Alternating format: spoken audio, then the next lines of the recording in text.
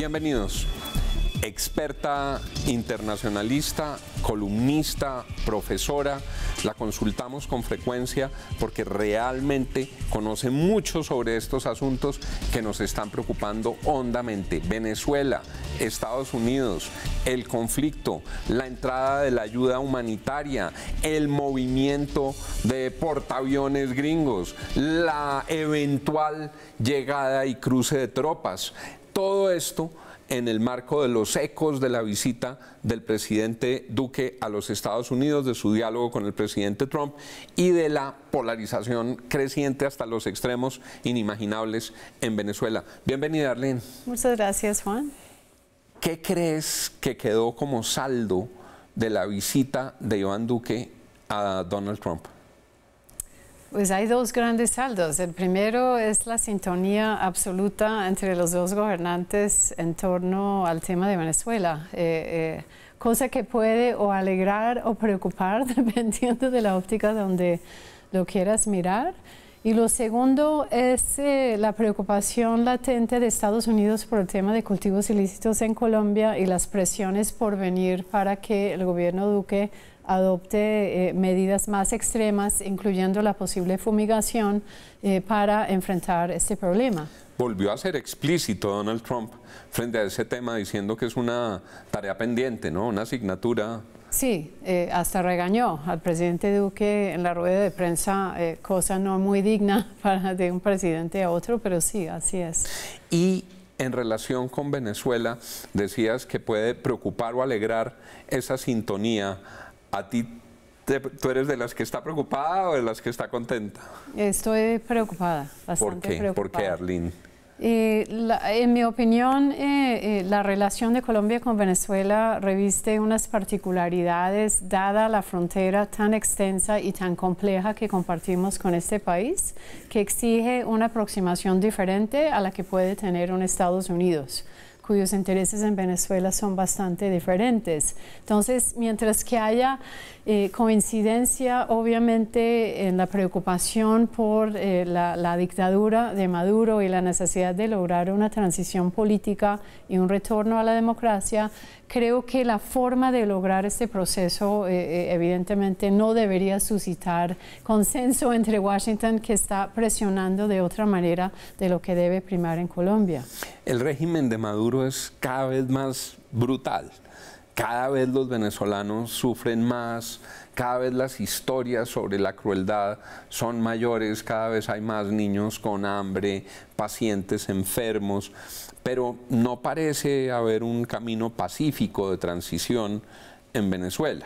Y simultáneamente hay muchos hechos que tienen que ver con el dato en la libreta del consejero de seguridad John Bolton, con el mensaje de Donald Trump diciendo que están sobre la mesa todas las opciones, incluida la intervención militar, con la entrevista al presidente Duque en Voice of America, donde no rechazó una eventual intervención militar, reiteró eso sí, que Colombia lo que quiere es una solución diplomática.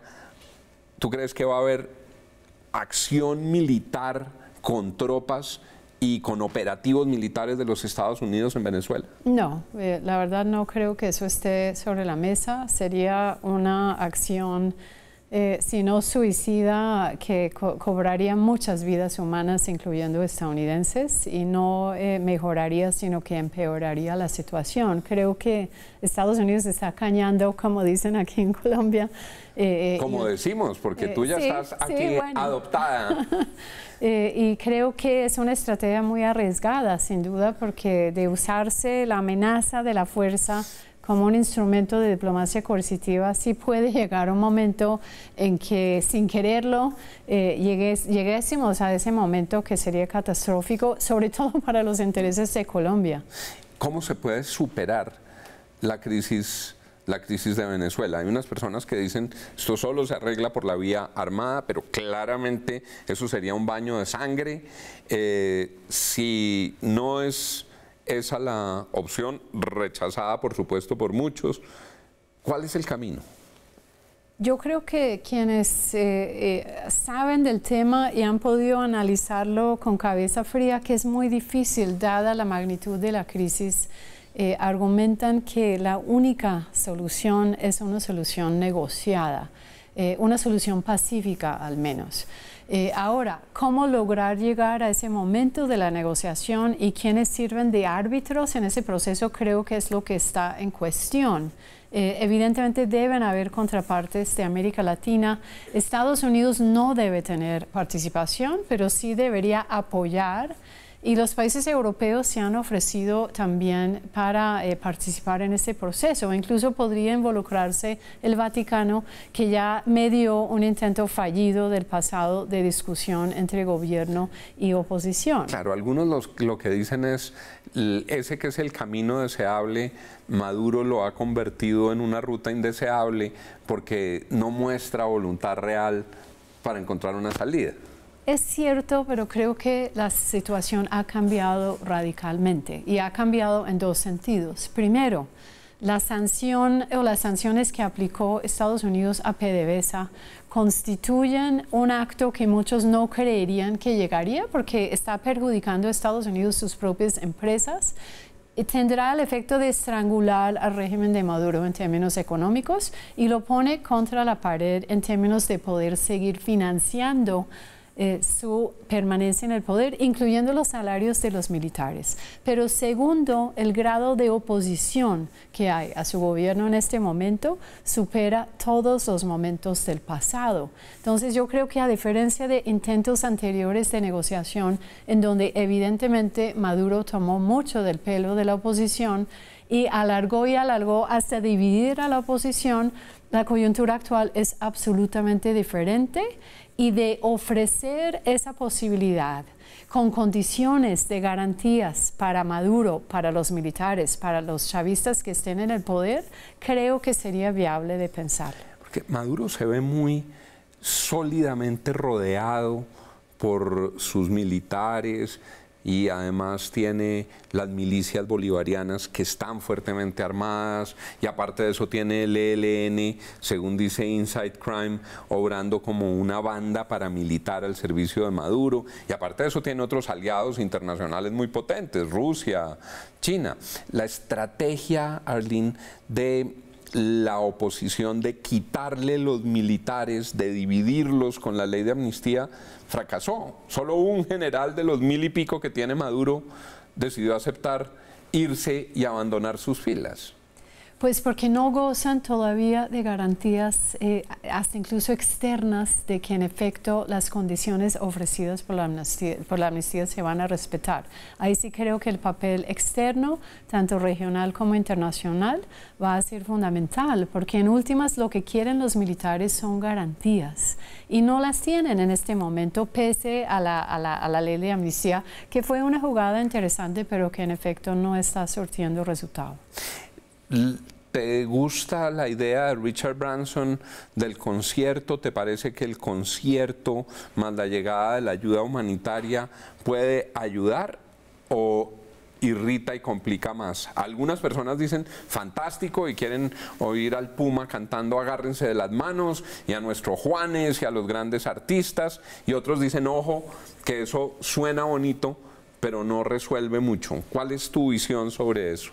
Creo que ninguno de los dos. Creo que es un acto cultural que llama la atención sobre la crisis, pero que no necesariamente ayuda ni necesariamente va a empeorar la situación. Me preocupa mucho más lo que va a pasar en el momento en que forzosamente comience a mandarse la ayuda humanitaria al otro lado de la frontera venezolana. Ahí es donde creo o temo más bien que puede haber violencia, porque ya sabemos que la oposición está tratando de armar grupos de personas que van a recibir la ayuda para llevarlo al otro lado, y sabemos también que Maduro, o a través de los militares, pero eventualmente a través de los colectivos, va a tratar o de impedir ese proceso o incluso de decomisar la ayuda humanitaria. ¿Tú crees ahí, en eso, que no sería en estricto sentido una intervención militar, pero que puede haber acompañamiento de marines gringos o de tropas gringas o de tropas de otros países para introducir la ayuda a Venezuela? No puede haber de eso, porque en ese momento justamente nos ponemos a puertas de cualquier posibilidad de enfrentamiento armado que puede encender una chispa que puede ya intensificar y empeorar en algo mucho más grande. Creo que ese es el desafío que enfrenta tanto la oposición en Venezuela como quienes están participando en esta misión de enviar la ayuda humanitaria, y es muy delicado y hay que proceder con mucha cautela. ¿Cómo valoras la visita del anterior fin de semana del senador Marco Rubio a la frontera desde tu perspectiva? La sentí como una provocación indeseable para los intereses de Colombia, porque lo que muestra nuevamente es un gobierno colombiano cogido de la mano de Estados Unidos, cuyos intereses, reitero, son dramáticamente diferentes en Venezuela de los que pueden ser los de Colombia, y de acelerarse cualquier situación en Venezuela, de intensificarse aún más la crisis que puede suceder. Los primeros que nos vamos a ver afectados somos los colombianos, sobre todo quienes están más cerca a la frontera. ¿Y cómo evalúas el comportamiento de los otros países de la región? Al principio hubo mucha indiferencia, luego constituyeron el Grupo de Lima, la OEA ha tenido una posición muy fuerte a través de Almagro, pero ¿cómo este mapa latinoamericano y de nuestro hemisferio está influyendo? La posición de la OEA es una posición de su secretario general que ya ha tomado de forma muy personal la crisis en Venezuela y sobre todo el régimen de Maduro. Y creo que esto no es necesariamente positivo para el rol que podría tener la institución como tal. Muchas veces sus instancias colegiadas no lo apoyan. Él toma una decisión y la reunión de cancilleres, su asamblea decide otra cosa. Pues porque en la OEA es un país, un voto, y el bloque caribeño, aunque está un poco dividido, apoya mayoritariamente todavía a Maduro, o al menos no apoya enfáticamente a Guaidó. Entonces esto dificulta que la OEA tome decisiones de acción en el caso de Venezuela. En el caso del Grupo de Lima, no necesariamente todos los países miembros tienen los mismos intereses en Venezuela, pero lo que preocupa un poco es la posición unificada en contra nuevamente del diálogo. Entonces, el mismo Grupo de Lima no está ofreciendo salidas a la crisis, en el sentido de que se ha negado a considerar algo distinto a la salida de poder de Maduro y la organización de elecciones. Arlene, nos queda un minuto final para preguntarte por los dos grandes de nuestro vecindario, con dos gobiernos tan radicalmente opuestos. El México de Andrés Manuel López Obrador y el Brasil de Jair Bolsonaro. Pues Bolsonaro está jugando de la mano de Estados Unidos y Colombia. Evidentemente a Bolsonaro le encantaría también ver a Maduro salir del poder rápidamente, pero sus intereses en Venezuela son distintos también que los de Colombia. Creo que no se ve tan afectado Brasil como se ve Colombia de una explosión mayor de la crisis. Y México, lastimosamente, adoptó una posición que podría haber sido interesante de mediar en la crisis, de buscar una salida negociada, pero muchos especulan y en la práctica ya parece ser que esto se debe más a la afinidad ideológica del presidente con la izquierda y eventualmente con Maduro que cualquier cosa, lastimosamente, porque de ponerse de acuerdo con Uruguay, de sumar fuerzas con los países europeos, de pronto encontraríamos algún tipo de fórmula para lograr una negociación, que es lo que al menos yo desearía que ocurriera. Es Arlene Tigner.